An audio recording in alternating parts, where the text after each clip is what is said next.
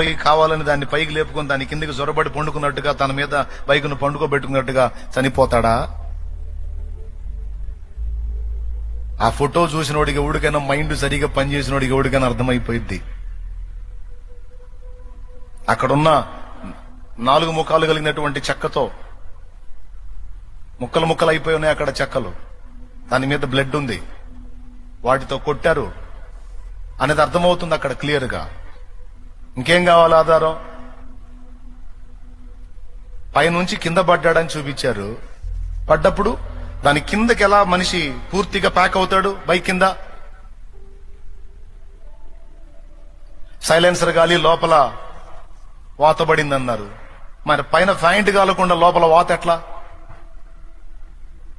రాడ్తో కొట్టింది. అది రాడ్తోనో కట్టెతోనో కొట్టారు, బలమైన దెబ్బ తొడ మీద.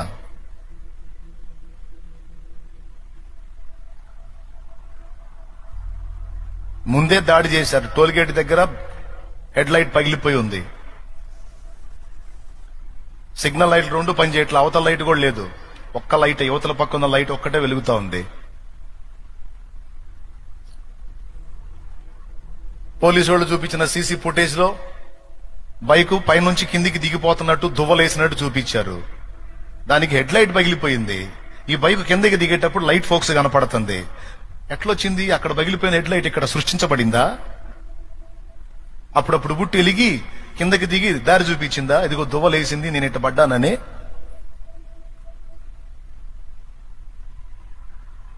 అర్థం కావట్లేదా క్లియర్ గా?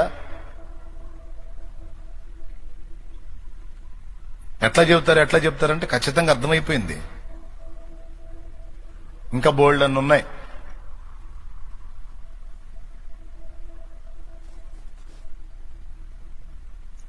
వార్నింగ్ ఇచ్చిన వాళ్ళు ఏమని వార్నింగ్ ఇచ్చారు? నీ పెదాలను చీలుస్తాం, నీ నాలుగు కోసం అట్లా చేస్తా ఇట్లా చేస్తాను వార్నింగ్లు ఇచ్చారు.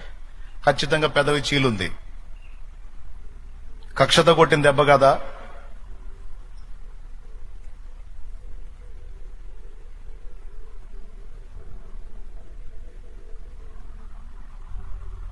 బైక్ నిండా రక్తం చిందుంది.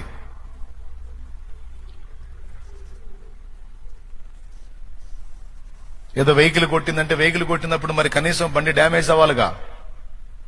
బండి నీట్గా తెచ్చి ఆడబెట్టినట్టుంది. ఇంత దెబ్బ లేదు దానికి. తల తీసుకెళ్లి దానికి పటాపటా పొడిసినట్టు అర్థమవుతుంది అక్కడ.